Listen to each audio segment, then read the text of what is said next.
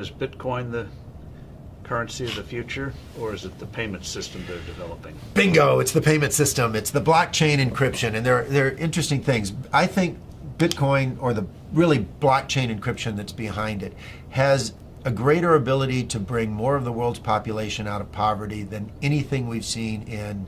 Well, for one thing, it's a cheap payment system.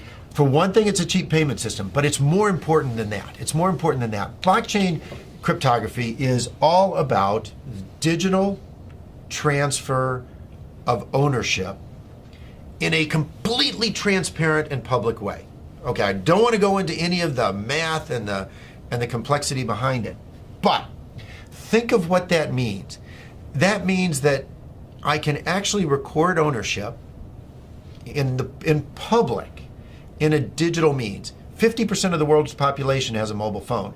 I read an estimate this month that in 2020, 90% of the world's population will have mobile phones. That's probably a high estimate, but that's okay. Now, $35 smartphones.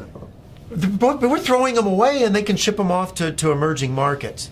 But what's powerful about this, now think about Hernando de Soto. Yes. Okay, the Institute for Liberty and Democracy in Peru. I really think Hernando de Soto should win the Nobel Prize for the work he's done. I hope he does. But he's gone around the world and identified one of the most powerful things to the economy and the creation of wealth, and that is the ownership of property. Which you can then use as collateral. Which you can use as collateral, and when you own it, you will develop it. You will. The best thing you can do for the environment is to own it, because when you own it, you make sure it's sustainable for your future family, and that's powerful. But they don't have the ability to own it. If you live in a shanty town, you operate outside of the legal economy. It's not that you want to operate outside of the legal economy, but you have no ownership of any property. Although in the neighborhood, everyone knows who owns what. And once you introduce blockchain cryptography, guess what they can do? Have a public ledger of ownership and transfer that cannot be denied, because it's absolutely transparent. It's absolutely transparent.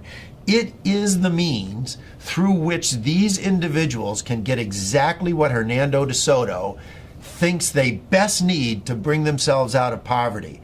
It is so much more profound than that, but at its very basis, it has the ability to give these individuals the right of ownership to property.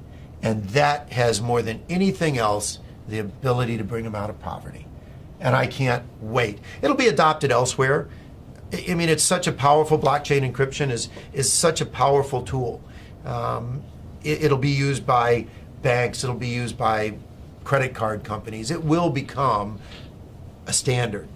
But what's more interesting is what it can do to poverty around the world, to eliminate poverty. But also, what does that mean, that technology mean for credit card companies and the whole payment system, crazy gobbledygook payment system we have today? Very expensive. Doesn't that blow it away? I hope so. I hope so. I mean, think about it. When there was one manufacturer of phones in the U.S. government, what did we have? This big clunky rotary thing that sat on desks. Now, what do we have? Cell phones of all flavors, sizes. I can sit in Africa and on my cell phone take courses at MIT because they're public record. It's absolutely astounding what happens when you can actually innovate around the world and compete.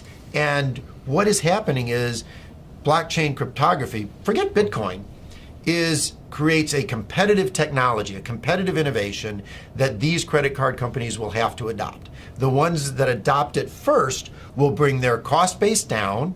And importantly, if you think about a retail store, and I have this with my kids are off in college and they go to a retail store, they use their credit card.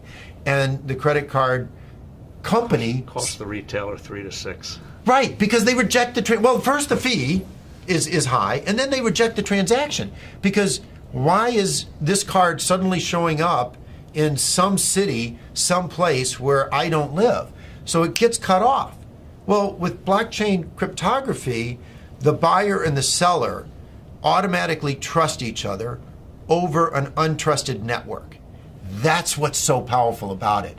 A blockchain-based transaction is verified within 10 minutes.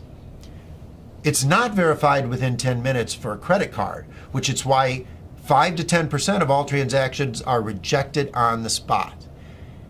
It's not verified until often days later.